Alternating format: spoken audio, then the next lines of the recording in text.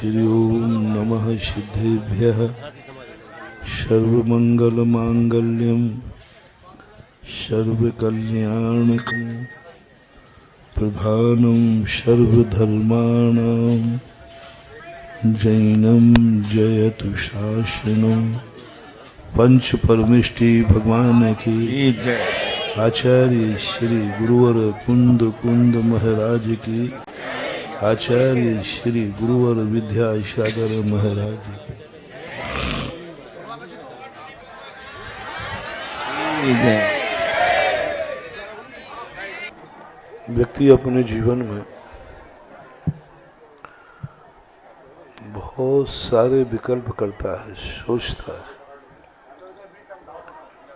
बहुत सारी ऊंचाइयों पर पहुंचना चाहता है। हर क्षेत्र में, चाहे वो धर्म का क्षेत्र हो, चाहे वह आपके धन का क्षेत्र हो, चाहे आपकी पढ़ाई का क्षेत्र हो, चाहे वह आपकी राजनीति का क्षेत्र हो, हर व्यक्ति के मन में एक ख्वाब होता है कि मैं एक बहुत बड़ी ऊंचाइयों पर पहुंचूं। जिस रास्ते पर चला हूं वह रास्ता पूरा तय करके मंजिल को प्राप्त करूं। मंजिल तक पहुंचना हर व्यक्ति का लक्ष्य होता है,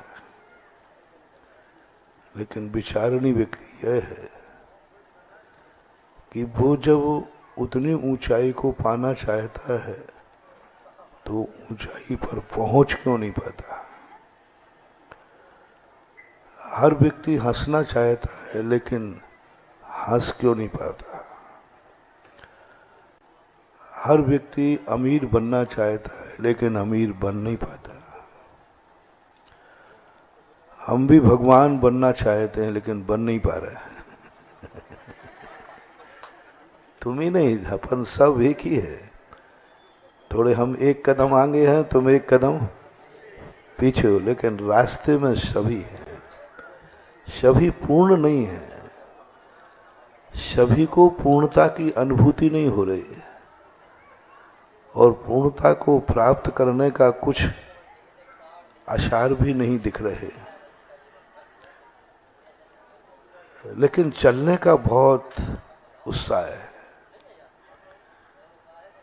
प्राप्त करने का तो कुछ आसार संकेत दिख नहीं रहे, लेकिन चलने का उत्साह इतना है कि लंबा कितना भी रास्ता क्यों ना हो, हम और आप सब चलने को तैयार हैं। एक पढ़ने वाला विद्यार्थी अच्छे नंबर लाकर पढ़ने को तैयार है। एक धनवान बनने वाला व्यक्ति धनवान बनने के लिए कुछ भी करने को तैयार है, बड़े कष्ट उठाने को तैयार है।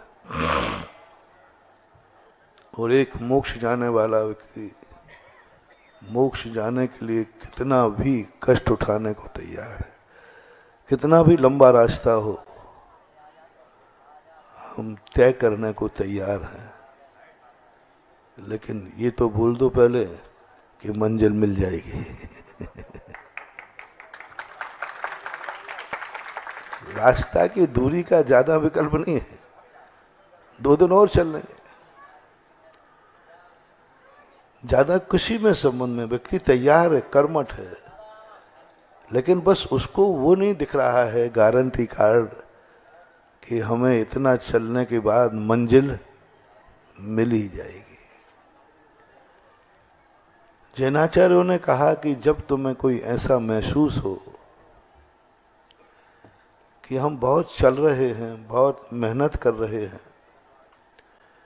लेकिन मंजिल का कोई आसार नजर नहीं आ रहा है, तो फिर उन्होंने कहा तुम थोड़ा चलना रोक दो, थोड़ा सोचो, तुम कहीं ऐसा रास्ता तो नहीं पकड़ लिया है जो किसी मंजिल पे ही नहीं पहुंचता। किसी मंजिल पे ही नहीं पहुंचता। रास्ते दो प्रकार के, एक वह जो किसी मंजिल तक जाते हैं, लेकिन कुछ रास्ते ऐसे होते हैं जो मंजिल तक नहीं जाते पर रास्ते होते हैं। हमारे शास्त्रों में एक उदाहरण दिया है कोल्हू के बैल का। कोल्हू का बैल चलता है, इतना चलता है, इतना चलता है कि, और चलने में उसको कोई तकलीफ नहीं, बहुत उत्साह से चला है। मालिक की मंजिल पहुंचाना है मालिक को। चलते चलते वो शाम को सोचता है शायद अब मेरी मंजिल, मालिक की मंजिल आ गई होगी और अब मुझे विश्राम मिलेगा। उसकी शाम को जैसे ही पट्टी खोली गई तो वो कहता है क्या है, सुबह भी वही कुआ, वही खाई, सब कुछ वही है।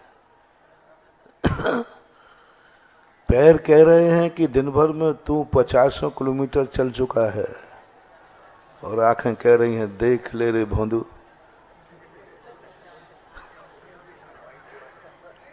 वही के वही। वो बैल समझ नहीं पा रहा है। शरीर कह रहा है कि मैं इतना चला हूं, इतना चला हूं। शरीर पूर्णतः टूट चुका है, पैरों में छाले हैं, शरीर बिल्कुल, वो गलत नहीं बोल रहा है। लेकिन आंखें कह रही हैं कि तुम खुद देख लो ना, सत्य क्या है। आंखें जो बोल रही हैं वह सत्य है कि शरीर जो बोल रही है वह सत्य है। शरीर कह रहा है कि मैं बहुत चल चुका हूं, आंखें कह रही हैं निर्णय देख लो कहां चले हो। यही है सारी जिंदगी के संसार का रहस्य। हर व्यक्ति बड़ा होता है, बूढ़ा हो जाता है, मैंने इतने दिन, इतने साल हो गया, मैं इतने साल का हो गया, मैंने इतनी जिंदगी निकाल दी। बराबर शरीर बूढ़ा हो गया है, शरीर थक चुका है। शरीर स्पष्ट कह रहा है कि तुम 100 साल के हो चुके हो, तुम 100 साल निकाल चुके हो, तुम 100 साल जिंदगी तय कर चुके हो। 100 साल की जिंदगी तुमने तय कर ली है, इसमें कोई संदेह नहीं।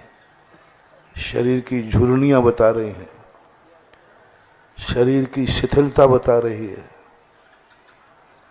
कमर का झुकना बता रहा है कि यह सत्य है। लेकिन थोड़ा सा अपने मन से विचार करो,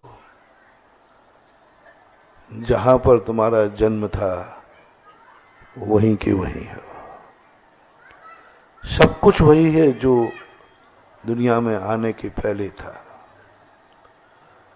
जो दुनिया में जाने के बाद होता है। तो कई बार जैनाचार्य कहते हैं, नीतिकार कहते हैं, रास्ते पे चलना जरूरी नहीं है, पहले ये रास्ता देखो कि रास्ता किसी मंजिल से जुड़ा है कि नहीं। इस रास्ते में मंजिल भी है कि नहीं कि मात्र रास्ता बना हुआ है। और रास्ता यदि मंजिल से जुड़ा है तो हमें चलते ही प्रथम संकेत मिल जाता है, टाइम लगेगा लेकिन मंजिल मिलेगी। ये पहले कदम पर। दो बात, आप किसी भी क्षेत्र के लिए चल पड़े हैं, यदि आपके मन में संदेह हो गया है, मैं चल तो रहा हूं, मंजिल पर पहुंचूंगा या नहीं, तो आप चलना रोक करके थोड़ी देर रुक जाना, थोड़ी देर रुकना, क्योंकि तुम्हारे मन ने संदेह पैदा कर दिया कि मंजिल पर पहुंच पाऊंगा या नहीं, ये रास्ता सही ही या गलत। जैन दर्शन ने सबसे बाद में चारित्र को रखा, सबसे पहले सम्यक दर्शन को रखा। उन्होंने कहा चलना जरूरी नहीं है, सच्चे रास्ते की पहचान करना जरूरी है। एक भाव में ना भी चल पाओ तो चलेगा। और जिनको सही रास्ते का ज्ञान नहीं है वे चल पड़ते हैं, बहुत बड़ी बड़ी साधना करते हैं, तपस्या करते हैं, घोर मेहनत करते हैं, सब कुछ करते हैं, लेकिन जिनवाणी उनकी प्रशंसा नहीं करती, उनको मूर्ख और मिथ्या दृष्टि कहकर कह देती है करोड़ों करोड़ों वर्षों तक तुम मेहनत कर लो, कुछ नहीं मिल पाएगा, क्योंकि तुम्हें रास्ते की पहचान नहीं है। जैन दर्शन ने सम्यक दर्शन में कोई चीज नहीं बंधु। सम्यक दृष्टि मेहनत नहीं करता, सम्यक दृष्टि एक कदम भी नहीं चलता। चारित मोह बस लेस न संयम, एक कुंचित मात्र भी त्याग नहीं करता, किंचित मात्र भी, वो चलते ही नहीं है। बस एक कार्य करता है, वो कहता मैं चलूं या नहीं चलूं, लेकिन मुझे सच्चा रास्ता पता चल गया है, इतने मात्र से उसको सम्यक दृष्टि कह दिया। रास्ता यही है, दावे के साथ कहता। चारित्र में दृढ़ नहीं होने को कहा। चारित्र का अंग निशंकित नहीं है, सम्यक दर्शन का अंग निशंकित है। सम्यक दर्शन में तुम दृढ़ हो कि नहीं? अरे चारित्र में निशंकित अंग रखना चाहिए था। उन्होंने कहा नहीं, चारित्र में तो तुम हो जाओगे, हमें तुम्हारे चलने पर, तुम्हारी मेहनत पर कोई संदेह नहीं है, क्योंकि तुम चलने में बहुत माहिर हो, तुम तपस्या करने में बहुत बहुत उत्साहित हो, तुम तपस्या करने को तैयार हो, किसी भी कठिनाई को उठाने को तैयार हो, उस पर मुझे संदेह नहीं है। संदेह है कि तुमने सही रास्ता पहचाना या नहीं। सही रास्ता पहचानने मात्र से जो मंजिल असीम थी, अनंतकालीन थी, वो मंजिल, जो संसार अनंत सागर था, वो सूख करके एक चुल्लू भर रह जाता है। जिस सागर को देख करके हम कहते थे इसको कैसे पार करेंगे, इतने गहरे लंबे सागर को हम कैसे पार करेंगे, लेकिन जैसे उसके मन में भाव आया यही रास्ता सच्चा है, वो सारा समुद्र का पानी सूख करके एक चुल्लू भर रह गया। अब बोलो क्या करना है? पहले क्या लग रहा था, कैसे पार करूं, अनंत संसार है, मेरी तो ताकत ही नहीं। वो कहता है कोई घबराओ मत, एक चमत्कार है, एक चमत्कार है। बस तुम अपनी जिंदगी में ये दृढ़ हो जाओ कि यही रास्ता पक्का है, वो सारा समुद्र सूख कर चुल्लू भर रह जाएगा, फिर तैरने की भी जरूरत नहीं है, एक कदम उठाओगे और चुल्लू भर पानी पार हो जाओगे। कठिन तो है वो समुद्र सुखाना, इस संसार की राहों पर सबसे ज्यादा कठिन है सही रास्ता का ज्ञान होना। सही रास्ते पर चलने में कठिनाई नहीं है, सही को पाने में कठिनाई नहीं है, आज के समय सही को पहचानने में कठिनाई हो रही है। हर व्यक्ति बाजार में सही वस्तु खरीदने ही जाता है, लेकिन दिमाग काम नहीं करता कि सही कौन है और सही खरीदने जाता। पैसे देने को तैयार है, कोई भी आप मूल्य कहें कि सही चीज चाहिए, सही चीज चाहिए, लेकिन बाजार में जाकर किम कर्तव्य विमूढ़ हो जाता है, समझ ही नहीं पाता कि सही कौन सी है और नकली कौन सा है। दूध तक नहीं समझ पाते कि दूध सही है कि नकली है। राजस्थान में एक कृषि मंत्री थे, प्रभुलाल सैनी, वो कृषि मंत्री, पशुपालक भी थे, वो अच्छे भक्तों में हैं। उनसे हमने एक बार कहा कि मैंने कहा भाई लोग कहते हैं नकली दूध भी मिलता है, पूरे बार नकली ही मिलता है। मैंने कहा आपके पास सबूत क्या है? बोला 16 करोड़ लीटर दूध होता है और खपत है 64 करोड़ लीटर की। 16 करोड़ लीटर तो उत्पादक है गाय का, भैंस का, सब मिलाकर, और खपत कितनी है? तो नकली कितना हुआ? अब पहचानो। मन की पहचान? बोले कोई नहीं पहचाना, हम ही नहीं पहचान पा रहे हैं। 16 करोड़ असली लीटर दूध है और 64 करोड़ नकली टोटल खपत है। 48 करोड़ नकली बिक रहा है, कोई नहीं बच रहा है। वही मावा में, वही सब में, वही घी में, वही हर वस्तु में। हर व्यक्ति शुद्ध सब्जी लेने जा रहा है, लेकिन परेशान है कि ये केमिकल ट्रीटमेंट से तो नहीं हुआ। कुछ समझ में नहीं आ रहा है इस दुनिया का कि ये दुनिया में सत्य को कैसे खोजे, सत्य रास्ता कैसे खुल जाए। तो मैं आपको बता रहा हूं, कभी आपके मन में ऐसा होता है, अपनी आत्मा बहुत सही बोलती है, अपनी आत्मा से कभी झूठ मत बुलवाना। और आत्मा जब झूठ बुलवाते हैं तुम्हें मालूम रहता है कि मैं झूठ बोल रहा हूं, स्वयं को मालूम रहता है कि झूठ बोल रहा है। और यदि तुमने अपनी आत्मा के सही सुना तो जब तुम कदम उठाओगे ना, तो एकदम तुम्हें पता चलेगा कि हमारा कदम सही है। वो अंदर से दृढ़ कर देगा कि बढ़ो, ऊपर से नहीं, बनावटी नहीं, एक अंदर से सबसे पहला कदम उठाते भाव आ जाएगा, तुम बढ़ जाना आगे, मंजिल पा जाओ। और पढ़ते ही तुम्हें संदेह हो गया, क्या पता, तो आप रुक जाना।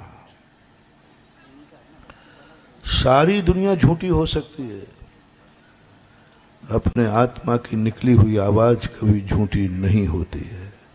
फर्क है, हमारी आत्मा को दबाव मत, प्रभाव मत, अनसुनी मत करो। आत्मा को जब कोई कार्य करने जाओ, पहला संकेत पकड़ो कि आत्मा क्या कह रही है। हम मन से दुनिया भर की बातों से हम दबाते हैं। तुम कहोगे महाराज ऐसे में तो सभी लोग जो कुछ भी कर रहे हैं सब अच्छा कर रहे हैं, डांकू डांका डाल रहा हो कहता अच्छा कर रहा हो, जुआड़ी जुआ खेल रहा है अच्छा कर रहा हो, शराबी शराब पी रहा है अच्छा कर रहा हो, सुसाइड करने वाला सुसाइड कर रहा है अच्छा कह रहा हो, गाली देने वाला गाली दे रहा है अच्छा कर रहा हो। यदि आत्मा की बात कह दी जाए तो सब लोग अच्छा करते हैं? नहीं करते, नहीं करते। वो आत्मा की आवाज नहीं है, वो तुम्हारी फितूरी है, तुम्हारी चाहत है, तुम्हारी लोलुपता है, तुम्हारी हवस है, आत्मा की नहीं। आत्मा के पास हवस नहीं होती, हवस होती है मन के पास। तुम मन बन चुके हो, आत्मा तुमने पराई मान ली है। दो चीजें हमारे यहां चलती है, एक आत्मा और एक मन। हवस मन में से आती है, कल्पनाएं मन से उपजती है, हम कुछ करना चाहते हो मन से उपजता है, और मन कभी इतना हावी हो जाता है कि आत्मा की आवाज दब जाती है। मन इतना हावी हो जाता है कि वो आत्मा की आवाज को दबा देता है, क्योंकि मन के पास शक्ति पहुंच जाती है कर्मों की। अतीत में किया हुआ कर्म आत्मा का साथ नहीं देता, मन का साथ देता है। जो हमने अतीत में कर्म किए हैं ये आत्मा का कभी साथ नहीं देते।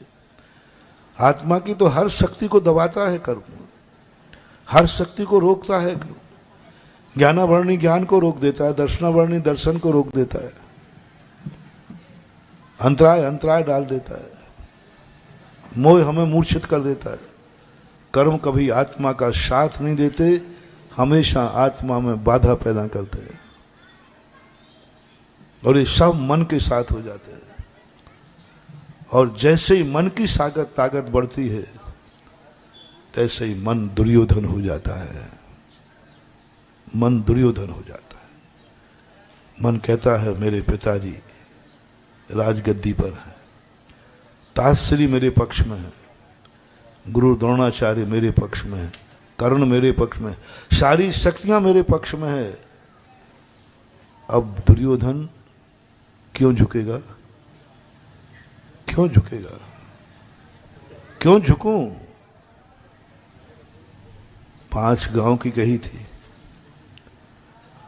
पांडवों ने, श्री कृष्ण ने प्रस्ताव क्या रखा था कि अर्जुन 5 गांव दे दो, छोटे से गांव दे दो, सबसे बेकार गांव दे दो, कम से कम इतना हो जाए कि जिस वंश के हम हैं उस वंश से हमें कुछ तो। पांडव कुछ नहीं चाहते, दस्तूर चाहते थे कि मेरा अधिकार है इस हस्तिनापुर पे, मुझे एक मुट्ठी भर मिट्टी उठा के दे देवे तो मैं चला जाऊंगा। लेकिन दुर्योधन ने क्या कहा? 5 गांव की बात करते हो, सुई की नोक के बराबर भी तुम्हें देने वाला, सुई की नोक के बराबर देने। क्यों देगा? क्योंकि उसको था मेरे पास तो सब कुछ है। इनके पास है क्या? करेंगे क्या? श्री कृष्ण है, वो भी निहत्ते हैं, वो कुछ कर नहीं सकते। ये निहत्ते हैं, ये करेंगे क्या? सेना इनके पास है नहीं, कुछ नहीं, सब कुछ मेरे पास है। जिसके पास सब कुछ होता है वह समझौता नहीं करता। यही गुंडे की निशानी है। जिसके पास, कभी तुम भी सोचना, तुम्हारे पास ताकत हो, सब कुछ तुम्हारे पास हो, और सामने वाले के पास कुछ भी नहीं है, और तुम्हारा मन कहे क्यों समझौता करूं, मेरे पास कोई कमी नहीं है, समझ लेना तुम्हारी आत्मा में दुर्योधन प्रकट हो गया है। और तुम्हारे पास सब कुछ है, सब कुछ है, और तुम्हें झुकने का भाव आ गया है। नहीं, आओ, तुम भी मेरे भाई हो, भले मेरे चाचा ताऊ के भाई सही, तुम भी भाई हो, आओ। इस राज्य में, इतने बड़े राज्य में 5 गांव कौन सा मायने रखते हैं?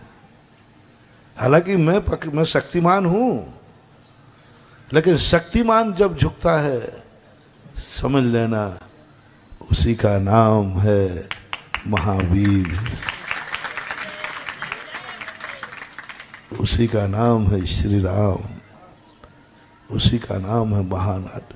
शक्तिमान होकर सब कुछ उसके पास है, और वो समझौता कर रहा है। कभी तुम्हारे मन में ऐसा कभी भाव आ जाए, घर में, समाज में, परिवार में, तुम समर्थ हो, सब कुछ हो, और तुम असमर्थ को हाथ मिलाने के लिए तैयार हो, असमर्थ को गले लगाने को तैयार हो, असमर्थ को अपनी बराबरी पर बैठाने के लिए तैयार हो, जाओ, तुम्हारी महानता आकाश को छुएगी, और एक दिन तुम विजय को प्राप्त होगे। शक्तिमान झुकता है तो रत्न, जमीन में से रत्न उठाता है, और शक्तिमान जब अकड़ता है तो वह चूल की शिखर से धूल में मिल जाता है। शक्तिमान जब अकड़ता है तो धूल में मिलता है, और शक्तिमान जब झुकता है तो रत्नों का भंडार निकलता है।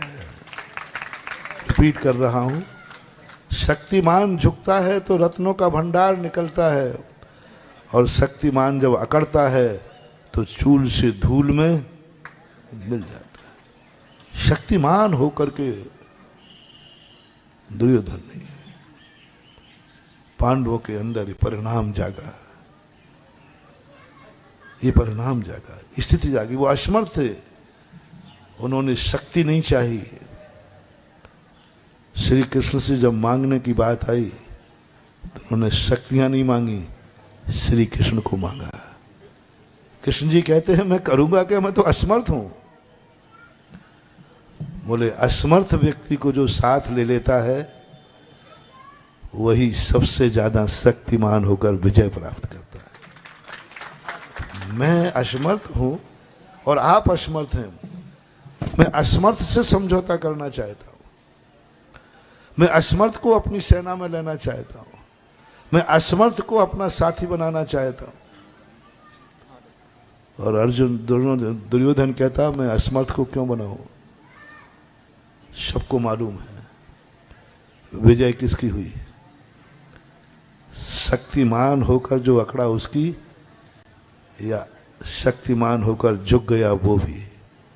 वो असमर्थ को साथी बनाया, झुक गया। कभी तुम अपनी जिंदगी में जो कुछ भी तुम्हारी शक्ति हो, कभी शक्तिहीन के लिए पीछे मुड़ के देख लिया करो।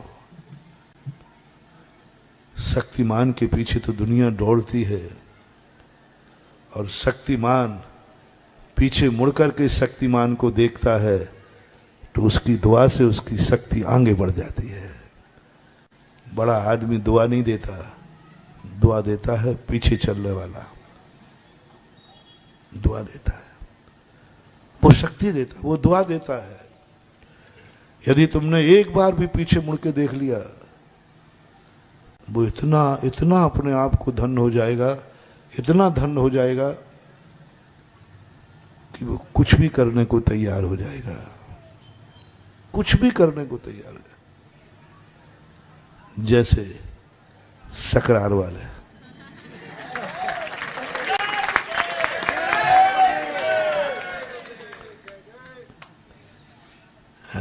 निवाड़ी वाले, क्योंकि उन्हें मालूम था महाराज जी नहीं आएंगे। क्यों नहीं आएंगे, कारण उसका रूट ही नहीं है। और जैसे तैसे थोड़ी बहुत आशा थी, तो निवाड़ी जाने के बाद साधु बहुत आगे की सोचता है। साधु आगे का श्रीफल नहीं देखता, पीठ पीछे श्रीफल चढ़ता है उसको देखता है।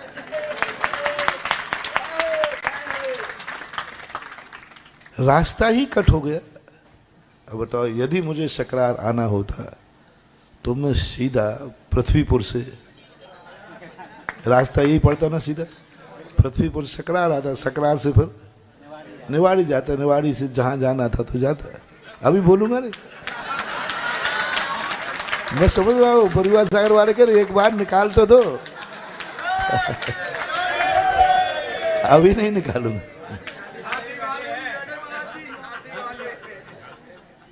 निवाड़ी आने के बाद तो सकरार का चांस ही नहीं था, क्योंकि ये पैर बेफालतू थोड़ी है कि 10 किलोमीटर घूमते फिरे। 9.7 चल के आया, उल्टा, बिल्कुल उल्टा, उल्टी दिशा में चलाओ। लेकिन मैंने सुबह देखा, मैंने कहा तुम्हारा रास्ता ही चूक गया है, तुम्हारा चौराहा निकल गया है, अब कोई चांस ही नहीं है। फिर भी ये सवेरे 5:30 बजे सबसे पहले ऊधम कर दिया। हमने छुल्लक जी से चर्चा की, पीठ पीछे श्रीफल चढ़ना, सारे रास्ते बंद हो गए, फिर भी आशा लगाए रहना सफलता की निशानी है।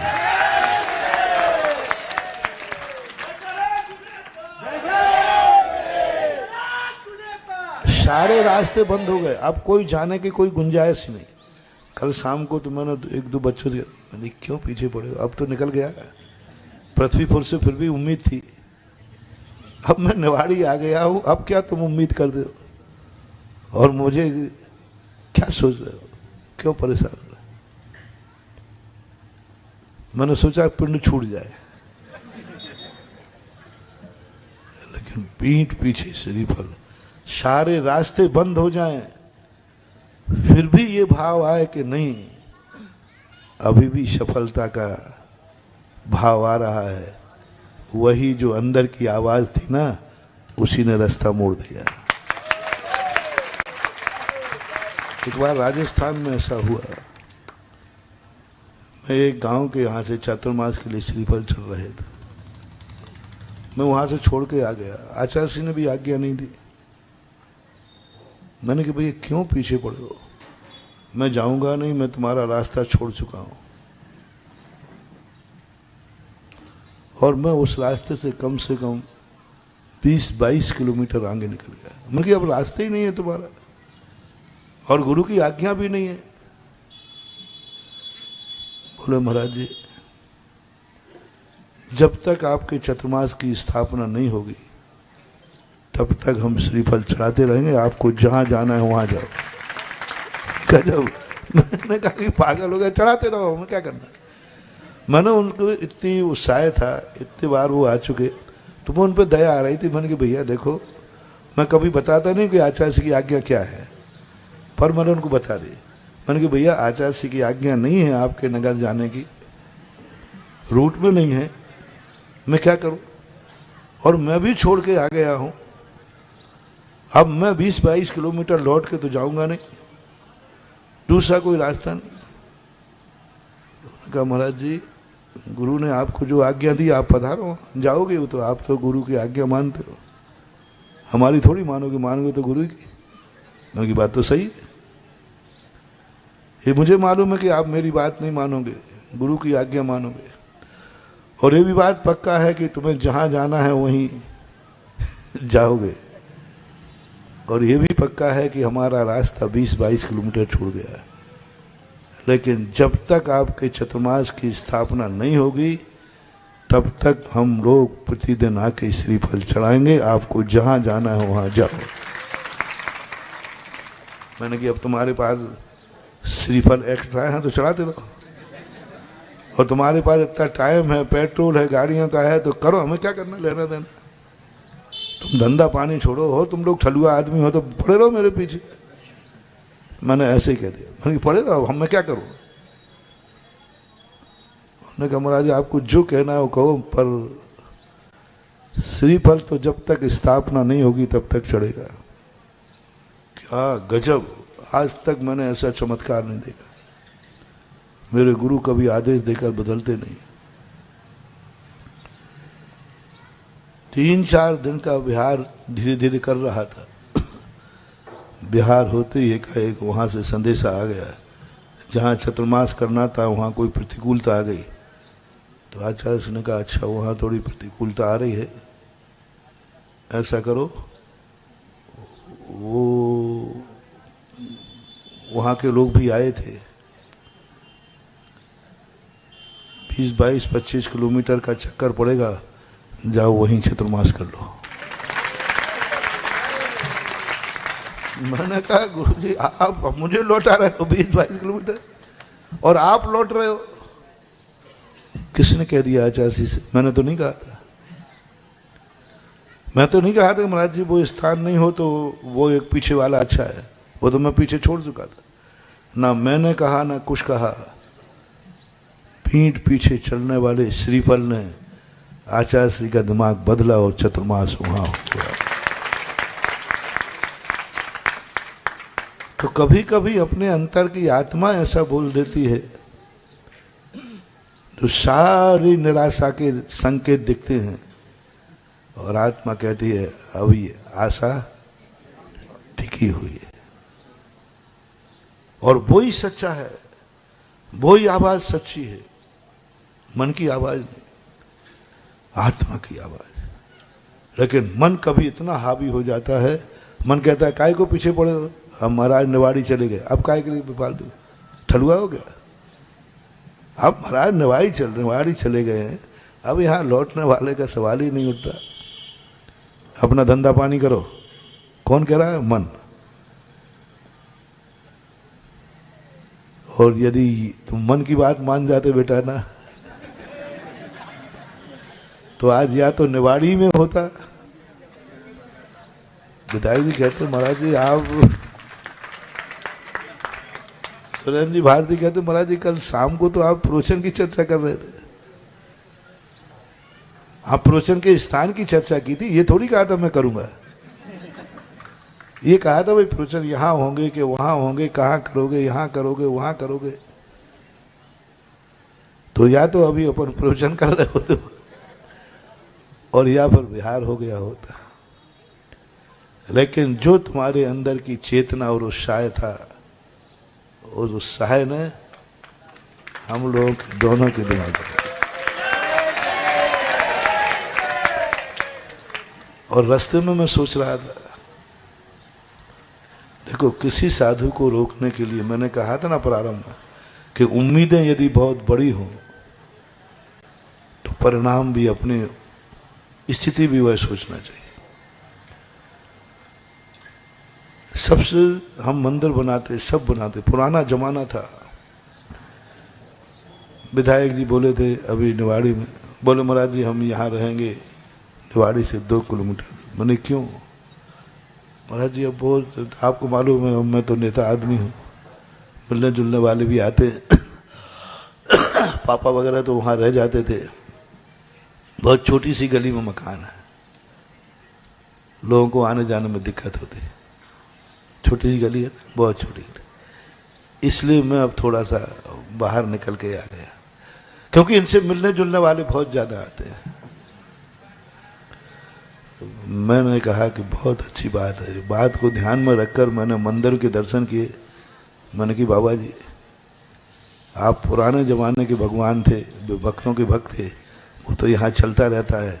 अब मैं थोड़ा सा नेता आदमी हूँ, यहाँ रुकूंगा तो मैं प्रवचन कहाँ करूँगा, लाइव कहाँ से होगा। आपके मिलने जुलने वालों को कठिनाई हुई तो आप नगर से बाहर बड़े मैदान में आ गए। अब भगवान के पास भी, निवाड़ी में भी बड़े महाराजों को बुलाना है तो बारात भी बड़ी आएगी, तो स्थान भी बड़ा होना चाहिए। आज निवाड़ी छूटने का मूल कारण था स्थान का अभाव। मंदिर में तो कैसा स्थान है वो देख लिया, चला लेता काम, लेकिन चलता नहीं। मंदिर बहुत छोटे, सब जगह की स्थिति यही है। इस एरिया का पिछड़े होने का मूल कारण है कि जिनेन्द्र देव के मंदिरों के बहुत सदोष हैं और बहुत छोटे रूप में बने हैं, और ऐसे बने हुए हैं कि उसमें कैसे निकालें, कैसे समय निकले, बहुत सोचा। अब सरकारी जगहों में तो बिहार में रुकना पड़ता है, मैं रुकता नहीं हूँ, वो तो सरकारी रूप होता है, वहाँ वर्णनाएं अलग होती हैं, मंदिर का रूप अलग होता है। तो विधायक जी से मेरा कहना है, आप बड़े आदमी हैं, बहुत मिलने जुलने वाले हैं, तो आपको सकरी गली छोटी लगी, वो पिताजी का छोटा मकान भी छोटा लगा। अब बड़े महाराजों को रोकना है तो ठाकुर जी का भी मंदिर छोटा है, वो गलियां बहुत छोटी हैं, उनको भी बाहर निकालो, या वहीं करो तो कुछ ना कुछ ऐसा करो कि जहां साधु आके 1 दिन को आए और 2 दिन रुक जाए। ऐसा नहीं करो कि 2 दिन को आए और 1 दिन में चले। और मैंने सोचा कि जो हाल निवाड़ी का है वो यहाँ का होगा। रास्ते में छोड़ रहा था कि मैं बढ़ तो गया हूँ, व्यर्थ में सकरार जा रहा हूँ। फिर मुझे एक बात ध्यान में आई, आज की तुम्हारी मेहनत नहीं है ये, इतने जल्दी में मानने वाला नहीं हूँ कि तुम पृथ्वीपुर से लगे और यहाँ तक आ गए, इतने जल्दी तुम्हें मानते ही नहीं हूँ, बहुत पीछे पड़ना पड़ता है। 2 कारण है। पहला कारण है कि सकरार लाने के लिए लगभग 35 साल पहले 1 साल 2 साल तक निरंतर शर्मन लाल सरस और हाथरस कवि लगे रहेंगे। उनको कवि सम्मेलन में बुलाया करते थे। जब भी कोई पंचकर्णक होता था कवि सम्मेलन में 2 कवि तो प्रसिद्ध थे ही, और ये बड़े प्रसिद्ध कवि थे। और दोनों कविताओं में तो ऐसे लगते थे दोनों एक दूसरे के दुश्मन हो। और शर्मन लाल सरस हाथरस के लिए काकी को ज्यादा निपटाते थे, उन्हीं पे कविता रहते थे। और ये काकी पे निपटाते थे, और हाथरस जो थे ना वो इनकी एक आंख को निपटाते थे। वो काने थे, शर्मन लाल जी का एक आंख थी। तो हाथरस कभी कहते थे ये काना आदमी से डरना, 100 में 1 सहज में काना। वो हमेशा कहते थे इसकी बातों में था ना ये काना आदमी है। और वो खाने को तो निपटा नहीं पाते, हाथरस जी ठीक थे तो वे काकी को हाथ में लेते थे। और बहुत सारे शर्मन लाल सरस के समोसे, जलेबी, राजुल के आंसू, ऐसी ऐसी उनकी छोटी छोटी पुस्तकें लिखी हुई थी। दहेज के ऊपर काका हाथरस की कविता आजकल भी है। आजकल की नारियां गुण से न सजना जानती, हाय ये कितना सोना चाहती है। हाय, बहुत उन्होंने कविता उस समय दहेज के ऊपर। उनका एक भाव था, हाँ, वो कहते थे सकरार जो नहीं आया उसका जन्म ही नहीं हुआ दुनिया में। कभी लोग कभी कुछ भी कहते थे, कभी लोगों का कोई भरोसा नहीं, कुछ भी बोलते। वो कहते अब सकरार जो नहीं आया वो अभी जैनियों का साधु है ही नहीं, गर्भ में ही नहीं आया, वो जन्म ही नहीं हुआ कुछ भी। कभी लोगों के निरंकुश कव्य, कवि जो है निरंकुश होता है, जहां ना जाए रवि कवि।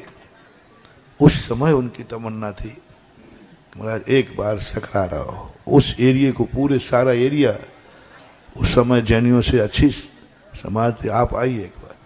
मुंगावली पंचकर्णक में वो गए, मुंगावली में भी गए, चंदेरी गए, ललितपुर तो वो जितने दिन हम वहाँ रुके 8-15 दिन में पहुंच ही जाते थे। उस समय तो मैं आ नहीं पाया, तो उस समय का श्रीफल आज काम आ गया। रास्ते में चलते ही चलते मुझे हाथरस और शर्मन लाल दिखा दे, बोले बाबा जी आ गए, बहुत देर में आए। लेकिन मैंने जो कहा था कि सकरार आए बिना वो साधु नहीं रह सकता, आप अब साधु हो। और दूसरा, सकरार के सबसे बड़े, हर शिविर में शिवरार्थियों की संख्या बहुत है। चाहे राजस्थान में शिविर लगे हों, चाहे हजारों किलोमीटर दूर गुजरात में लगे हों, सूरत में, राजस्थान में भी कहीं शिविर लगे हो, लेकिन सकरार के शिवरार्थी मौजूद रहते थे।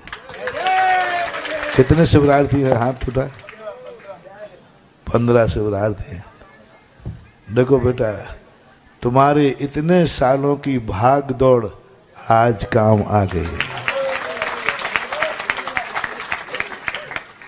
और जब किसी को ऐसी अनायास सफलता मिलती है फिर वो कुछ भी करने को तैयार हो जाता।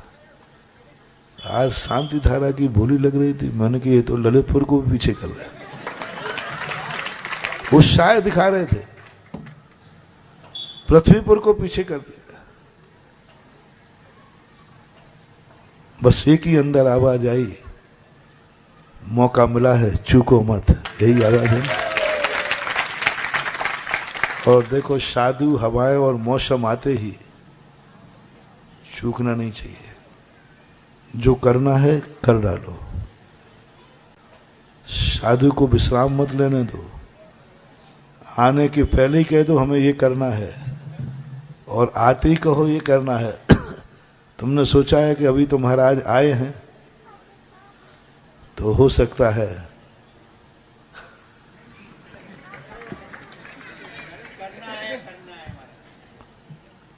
और जो कुछ करना है, समय का इंतजार मत करो। निमित्त माचिस की काड़ी के समान जलता है, निमित्त माचिस की काड़ी के समान होता है। और जो माचिस की काड़ी से दीपक जला लेता है, वो दीपक जिंदगी भर के काम आता है। माचिस की काड़ी कितनी देर जलती है?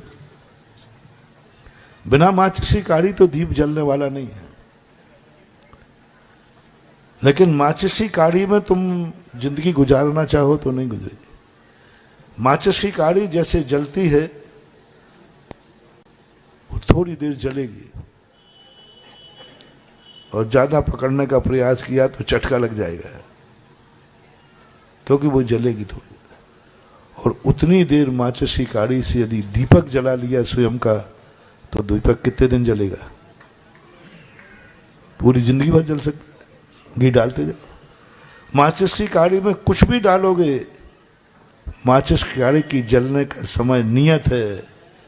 लेकिन माचिस की काड़ी से दीपक जला लोगे, तो जब तक घी और बाती रहेगी तब तक दीपक जलता है। तो महानुभाव, साधुओं को माचिस की काड़ी के समान समझो।